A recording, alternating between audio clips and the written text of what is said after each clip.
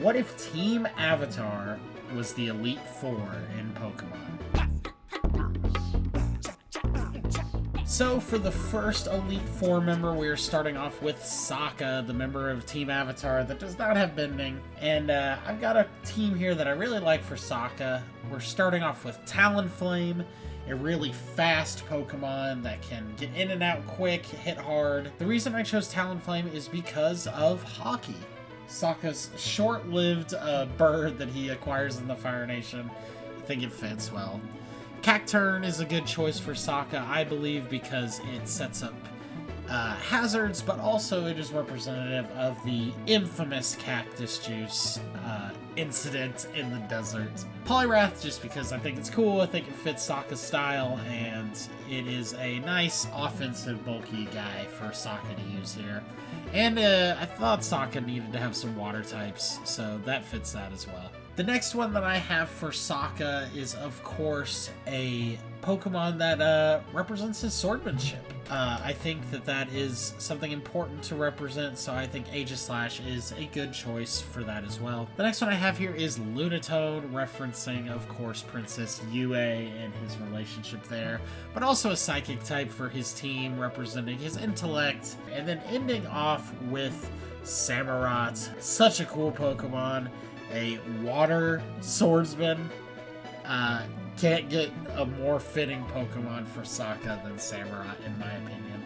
So that is how we start off our Elite Four competition with Sokka. Moving on, we have Katara, and Katara's lead would be the bulky, powerful, and majestic Lapras. I think Lapras fits Katara's personality so well. Water and ice type, I just think it's a great fit. Blissey, an extremely bulky, hard to take down Pokemon, just like Katara herself, hard to take down.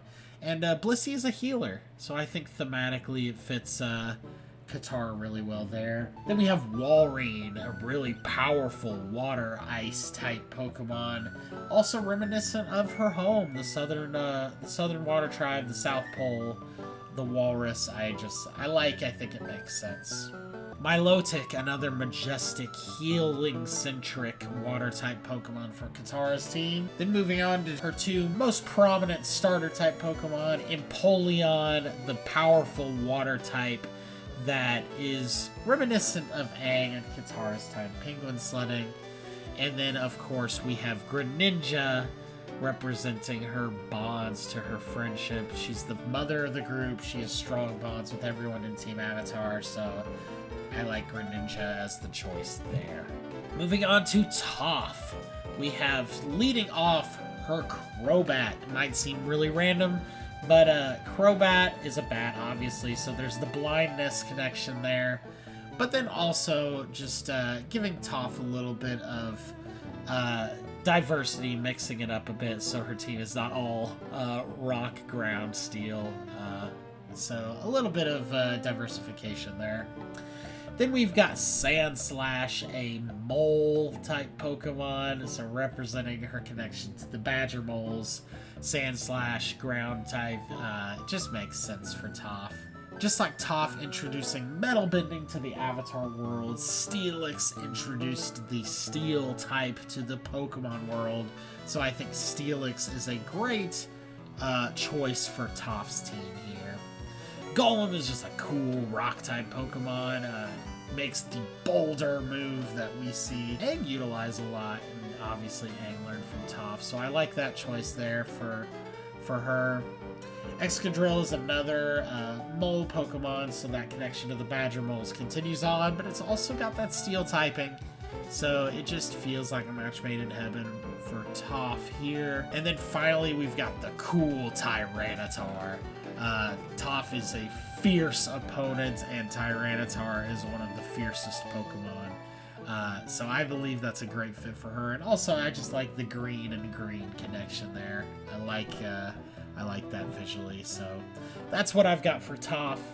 Moving on to the final member of the Elite Four, and we've still got the champion a little bit later, but our final member of the Elite Four is Zuko. So with Zuko, we have the Ceruledge pick.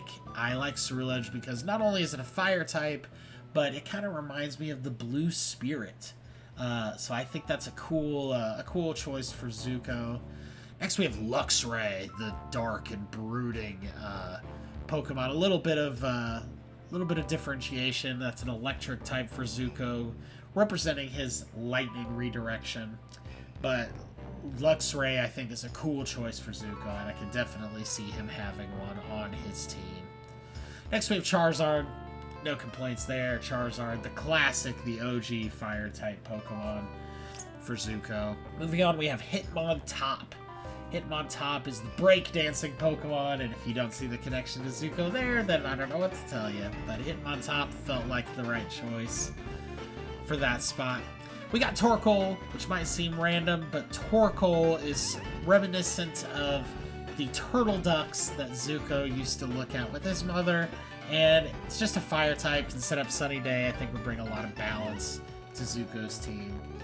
And then finishing it off, we have the royalty, the honor side of Zuko's character with the mighty and powerful Entei.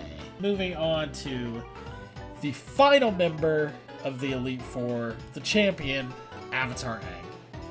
So Aang's team, starting off with Emolga, not a super powerful Pokemon, but can have some tricks up its sleeve and is representing Momo. It's a flyer, so I like that connection, and then the connection to Momo as well. Aang also has an Empoleon, so both his connection to Katara, water type representing his water bending. So I thought Empoleon would be a good fit for Aang there. Next we have the mythical Victini. So Victini obviously representing Aang's fire bending. Wanted to have one of each of the elements for Aang, but also just the mythical Pokemon, kind of alluding to Aang's mythical status as the Avatar. I like the Victini connection there for him. Moving on to Buffant. This Pokemon I chose just simply because it reminded me of Appa, but it's also a big, sturdy Pokemon for Aang to use. Next we have Torterra. So Torterra is a powerful Pokemon for Aang, but also the big giant ground land turtle, reminiscent of course, the lion turtle for Aang. That's why I chose it, and I like it. I think it's fitting. And then Aang's ace, the final Pokemon that you will be going up against in your run against the Team Avatar Elite Four, is Dragonite. Just a classic, powerful, fun-loving dragon-type Pokemon who's also a flyer. Dragonite and Aang, I think, are meant for one another, so I think Dragonite is a great ace for Aang.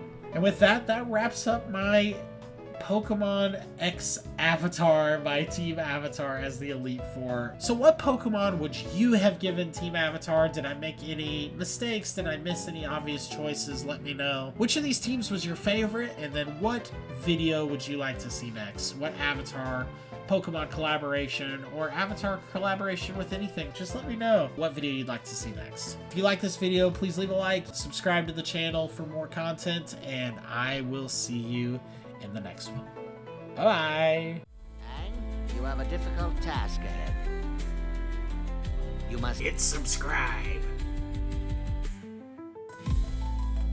And when you do, I hope you will Watch more videos.